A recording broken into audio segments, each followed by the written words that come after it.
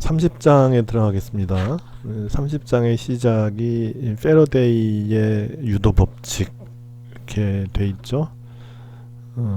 그래서 패러데이가 했던 실험은 요 아래 실험 중에 요 파트예요. 요거를 이제 패러데이가 실험을 했고, 그래서 이제 스위치가 있고 여기 이제 이렇게 코일을 만들었죠. 뭐 1차 코일, 그다음에 이쪽에 2차 코일을 만들어서 철심으로 연결해 놓으면, 이 철심이 있으면은 자기장을 더 크게 해주는 효과를 나타내죠. 그래서 이제 효과를 크게 하기 위해서 이렇게 하고, 이제 이쪽에는 전류계를 연결해 놨어요.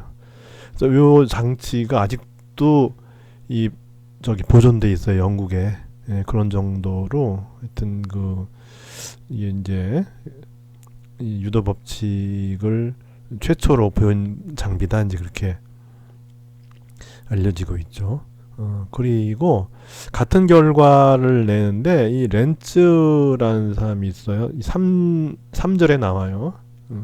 3절에 나오는데, 렌츠라는 사람은 어떻게 했냐면은 이 폐회로를 만들고 전류계를 연결하고 이 자석을 갖다 왔다 갔다 했어요.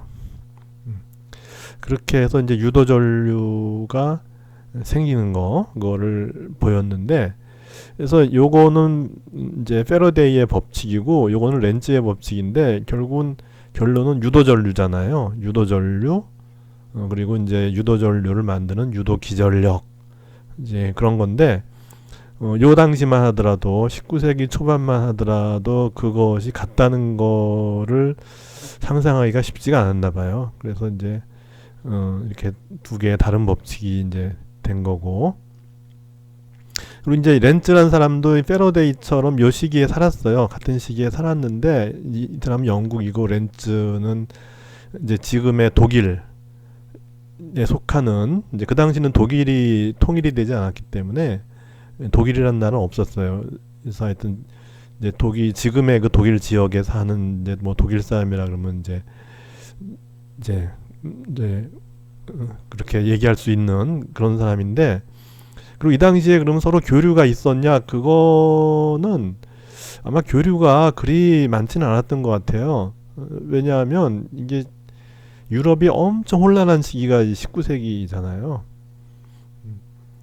그래서 이제 18세기 말에 프랑스 혁명이 일어나면서 그 혼란기가 있고, 19세기 초에 프랑스에 나폴레옹이 나타나서 세계를 휘저어놓고, 그리고 나폴레옹이 물러난 이후에도 계속해서 전쟁이 이제 끊이지 않던 그런 시기라, 이게 아마도 이제 서로 아마 이렇게 연락이 되고 그랬으면 이게 같은 거다라고 어떻게 보면 쉽게 알 수도 있었을 텐데, 그냥 다른 법칙으로 이렇게 해서 책에도, 이 책은 하나의 이제 이런 이 역사적인 과정을 그냥 따라서 기술해 놓은 거기 때문에, 근데 이 법칙이라고는 둘 다 붙여갖고 있는데 이제 같은 얘기를 한 거예요. 그래서 이제 패러데이는 이쪽에 있는데, 이쪽은 이제 책에도 그렇죠. 책에도 736쪽에 렌츠의 법칙이 먼저 이렇게 설명돼 있고, 패러데이는 나중에 이렇게 돼 있어요. 근데 이게 패러데이인 거예요.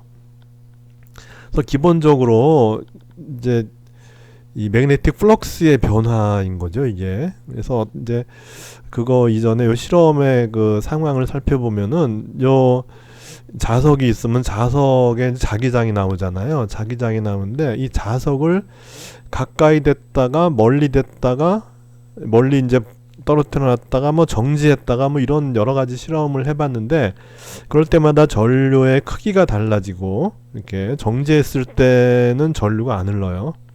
그런데 이제 이렇게 이 폐회로 쪽으로 자석을 집어넣거나 뺄 때 전류가 흐르는데, 전류의 방향이 반대더라는 거죠. 집어넣을 때와 뺄 때 전류의 방향이 반대다. 그 얘기는 유도 기전력의 극성도 반대로 생긴다, 이제 그런 거죠. 그래서 이제 이렇게 자석이 움직일 때 일어난다는 얘기는 결국은 이 자기장이라고 하는 그 실체 때문에 일어나는 것이 아니라, 자기장의 그 만드는 플럭스, 요 폐배로를 통과하는 플럭스의 변화 때문에 생긴다는 거죠. 예. 이제 그런 것이 되는 거예요. 그래서 보면 이제 자석을 밀어 넣으면 어떻게 되죠? 자석이 가까이 가니까 이쪽에 플럭스가 강해질 거예요. 플럭스가 강해지면은 그 플럭스가 강해지는 거를 방해하는 방향으로 흘러요. 예. 그러니까 플럭스가 이렇게 강해지면은 요 폐회로는 어떻게 작동하냐 하면은 마치 이쪽에 이쪽에 n이 이렇게 있는 것처럼 이렇게, 예. 여기 s가 이렇게 있고 이런 식으로. 그래서 n이 마주 보는 것처럼 n이 들어오면은 n이 마주 보는 것처럼 작동을 한다는 거죠. 이게. 예. 그래서 요 폐회로는 마치 우리가 폐회로가 있으면 매그네틱 모먼트가 생기잖아요. 그래서 요 폐회로에 생기는 매그네틱 모먼트는 그 극성이 요 폐회로의 그러니까 이게 이렇게 되는 거죠. 이렇게 정확히 하면 이렇게 지금 n이 여기 있는 거죠. 여기 있고 s가 이 뒤쪽에 있고 이렇게. 그래서 폐회로 자체가 하나의 그 매그네틱 모먼트를 가지는 자석처럼 행동하는데 이 n 쪽이 들어오면은 n 쪽이 들어오는 거를 방해하는 어떤 그런 매그네틱 모먼트가 생기고, 그리고 매그네틱 모먼트가 있다는 얘기는 뭐죠? 뮤는 IA 이렇게 됐으니까 매그네틱 모먼트가 있다는 얘기는 전류가 있다는 얘기죠. 그래서 전류가 흘러요. 그래서 이게 이제 우리가 이쪽 매그네틱 모먼트가 이쪽으로 이제 작용하면은 이거 해로는 반대로 작용하니까 우리가 이 매그네틱 모먼트의 방향하고 전류의 방향을 우리가 예측할 때 어떻게 했죠? 오른손을 썼죠. 오른손을 가지고서 오른손의 엄지손가락이 지금 이제 n이 앞쪽에 있으니까 오른손 엄지손가락이 이쪽 앞쪽을 가리키잖아요. 그죠? 그러면 이제 나머지 네 손가락이 가리키는 방향이 이제 전류가 흐르는 방향인데, 그렇게 해서 엄지손가락이 이쪽을 가리키니까 오른손의 나머지 네 손가락은 전류가 이렇게 도는 걸로, 즉 시계 방향으로 이제 도는 걸로 그렇게 이제 나타난다는 거죠. 그렇게 해서 이제 그걸 이제 마이너스 뭐 1암페어다 이제 그렇게 이제 보자는 거죠. 그러면 이걸 정지시키면은 플럭스는 그대로 있는데 이게 0이 되는 거예요. 그러니까 이거는 플럭스의 양이 아니라 플럭스의 변화량이라는 거죠. 플럭스의 변화량이 이제 유도 전류를 만들고 이제 유도 기전력을 만들고 이렇게 된다는 거죠. 그래서 만약 이걸 빼게 되면 어떻게 되냐면 n이 빠져나가잖아요. 그러면은 이쪽은 이제 어떻게 되냐면 n이 빠져나가는 거를 이제 막기 위해서 이쪽이 s가 되는 거죠. 이쪽 s, 이쪽이 n. 그래서 들어오게 만드는 거죠. 그러니까 들어오는 게 빠져나가니까 더 들어오게 하려니까 이쪽이 s가 되는 거죠. 그죠? 그렇게 되면 이제 우리가 매그네틱 모먼트를 유추할 때 엄지손가락의 방향은 이제 이쪽이 되죠. 이쪽이 되고 나머지 네 손가락이 이렇게 되는 거죠. 그렇게 해서 이제 전류의 방향을 이제 정해보면 전류는 반시계 방향으로 돌죠. 그렇게 해서 아까 여기는 시계 방향이었는데 이쪽은 반시계 방향으로 도니까는 이제 전류의 방향이 반대가 된다. 이런 거였고, 패러데이의 법칙은 이 스위치를 넣고 이제 스위치를 넣었다가 뺐다 하면 어떻게 되죠?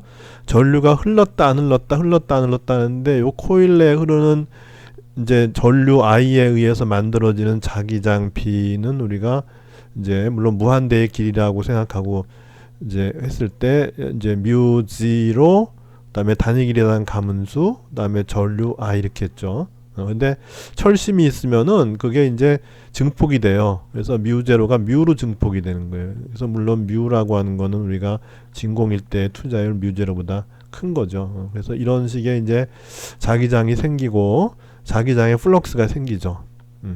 플럭스가 생기면은 그 플럭스가 이제 이쪽에 또 전달돼요. 전달된 플럭스가 전달이 되면은 여기에 이제 플럭스가 생긴 거니까 이제 유도 전류가 생기더라 하는 거죠. 이렇게. 그렇게 해서 여기도 마찬가지로 플럭스가 변화하면 이쪽 플럭스도 변화하고, 따라서 플럭스 변화에 의해서 유도 기전력이 생기고 따라서 유도 전류가 생기더라 하는 거예요. 그래서 여기서는 이제 끊어놨기 때문에 끊어놓은 상태로 가만히 있으면 아무 일도 안 일어나죠. 0이죠. 근데 이제 끊었다가 이제 또 연결했다 끊었다 연결했다 계속 반복을 하면은 이게 전류가 흘렀다 안 흘렀다 흘렀다 안 흘렀다 하니까 유도 전류가 생겼다 안 생겼다 하니까 자기장이 생겼다 안 생겼다 하는 거고, 그러면 자기장 변화량이 생기죠. 그러면 이쪽에 이제 플럭스 변화량이 생기고, 따라서 이제 여기에 이제 유도 전류가 있다 하는 것 같다, 이 전류계가 나타내주게 되는 것이죠.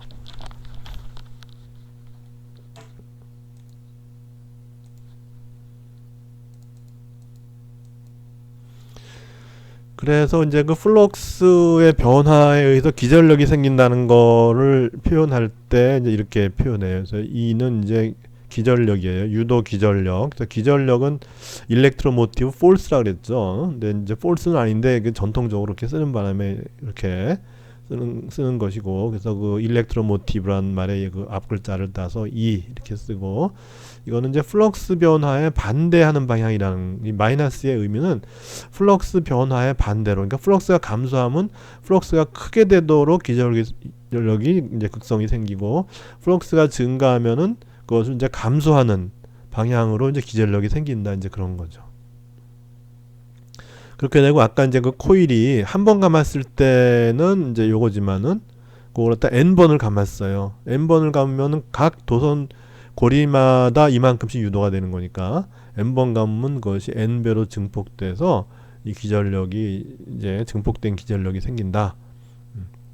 이제 그런 것이고, 그리고 이런 경우에 볼 것 같으면은, 그러면 이제 P라고 하는 거는 이제 B에다가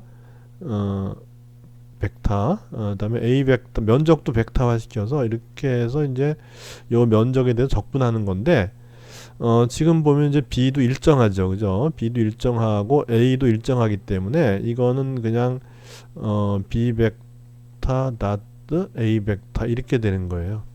이렇게.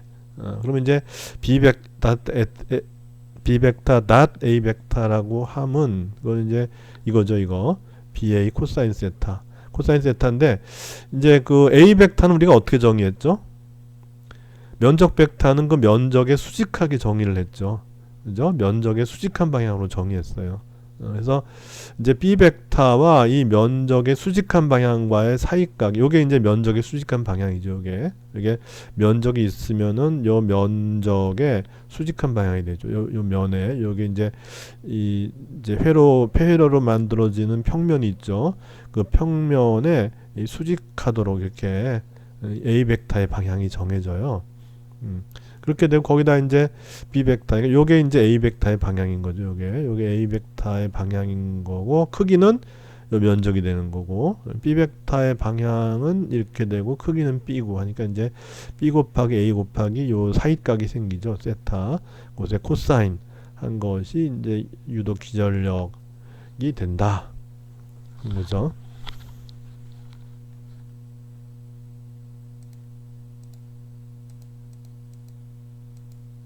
그래서 이제 거기 응용이 나오죠. 도대체 이런 게 어디에 응용되느냐 하는 이제 두 가지 예가 나오는데, 첫 번째는 이제 누전 차단기. 그래서 우리가 보면은 요즘에 그 이제 콘센트를 보면 그 두 개의 구멍이 있고 옆에 하나에 전극이 있어요.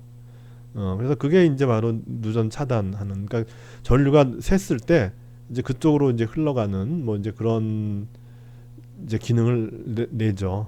그죠? 그런 기능을 해서 전류를 이제 그라운드로 빼버리죠. 그라운드라 하면 이제 땅속 깊숙이 이렇게 이제 철심을 묻어놓는 거죠. 그래서 혹시나 전류가 새는 게 있으면은 그걸 땅속으로 흘러버리게 그렇게 이제 한 건데, 아예 이제 또 차단하는 것도 있어요. 누전을 차단하는 거, 아예 그렇게 해서 흘러버리게 할 수도 있고, 이거는 이제 차단하는 거예요. 차단. 근데 어떻게 차단하냐면은, 우리가 이제 교류에 대해서 배우겠지만 미리 얘기한다면은, 교류라고 하는 거는 이 전류와 전압이 주기적으로 바뀌는 거죠. 그러니까 우리가 쓰는 60Hz 교류다 하면은 시간에 따라서 뭐 전압 V라 그러면 전압 V가 이제 이렇게 이런 식으로 계속 전압이 플러스가 됐다가 마이너스가 됐다 이런 식으로 계속 바뀌어요.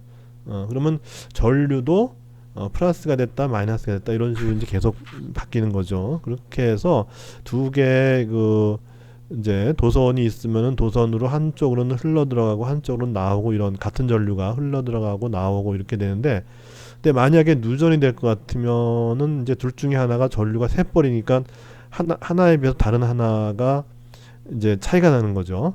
누전됐으니까 뭐 예를 들어 이쪽으로 누전됐다 그러면 이쪽에 전류가 새 버리니까 전류가 작겠죠. 그렇게 되면 이제 전류의 효과가 상쇄가 돼서 이제 플럭스가 여기 0이요. 그러니까 일로 흐르는 전류와 반대로 흐르는 전류는 플럭스가 반대로 작용하니까 플럭스가 0이었어요. 그러다가 이제 전류가 차이가 나면은 이제 1번이 2번보다 크다. 그러면은 결국 플럭스가 생기죠. 그러니까 알짜 플럭스가 생기는 거죠. 알짜 플럭스가 생기면은 여기에 유도 기전력이 생겨서 그 기전력에 의해서 전류를 차단한다. 이제 그런 게 되는 거죠. 그리고 또 하나가 이제 전자기타에서 보면은 여기 이제 전자기타를 여기 이 부분에 요게 이제 그 이제 자석이라는 거죠. 자석이 튀어나와 있는 거예요. 여기 자석이 쫙 이제 이제 기타의 자석이 기타 몸체에 자석이 이렇게 박혀 있는 거죠. 그렇게 해서 줄을 튕기면 어떻게 되죠? 줄을 튕기면 줄이 이제 진동을 하죠. 이게 뭐 예를 들어 이렇게 줄이 이제 진동을 해요. 그래서 멀리 갔다가 가깝게 갔다가 멀리 갔다 가깝게 갔다 이런 식으로 이제 진동을 하죠.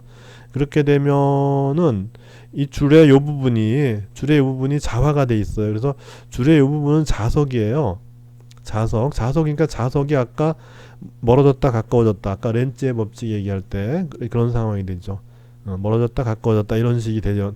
그렇게 되면은 이제 이 코일을 통과하는 매그네틱 플럭스가 커졌다 작아졌다 하니까는 유도 기전력이 생기죠. 이 자석의 역할은 증폭이라겠죠. 그죠? 그 자화율을 높임으로 인해서 이제 유도 기전력을 더 이제 크게 만드는 거죠. 더 크게 만들면은 그만큼 더 우리가 더 증폭된 그런 소리가 나니까 뭐 전자기타의 그 어떤 그 파워라든지 그러니까 사운드 파워 소리가 굉장히 뭐 크게 들린다든지 하는 뭐 그런 이제 도움이 되겠죠. 그죠? 전압이 커지니까 유도 기전력이 커지니까 그 커진 걸 가지고서 또 이제 그걸로 사운드로 바꾸는 거죠. 그게 계속 이제 왔다 갔다 할 테니까 이게 왔다 갔다 하면은 이제 여기도 전압도 왔다 갔다 하는 거고 이제 그걸 갖다 다시 이제 소리로 바꾸는 거죠. 진동시켜 갖고 뭐 스피커를 진동시켜서 소리를 바꾸고 이렇게 되면 이제 그게 소리가 나는 거죠. 그렇게 해서 이제 두 가지 예에 대해서 살펴봤어요.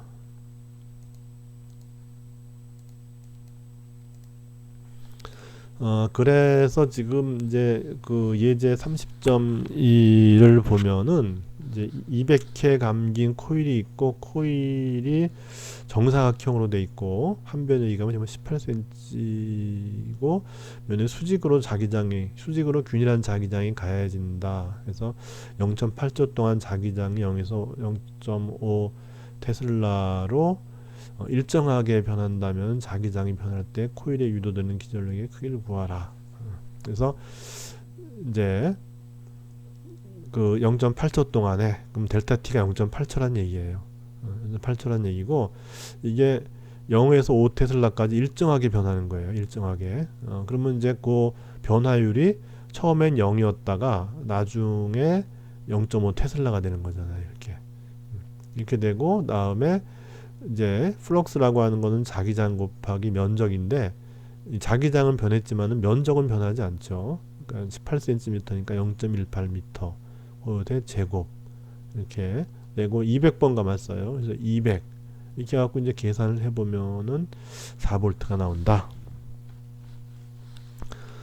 그리고 이제 이제 폐회로 코일로 이루어진 이제 폐회로의 전체 저항이 2ohm이라면은 이 코일에 흐르는 전류가 얼마냐 하는 거죠. 그래서 유도 기전력이 일정하니까 전류도 또한 일정하겠죠.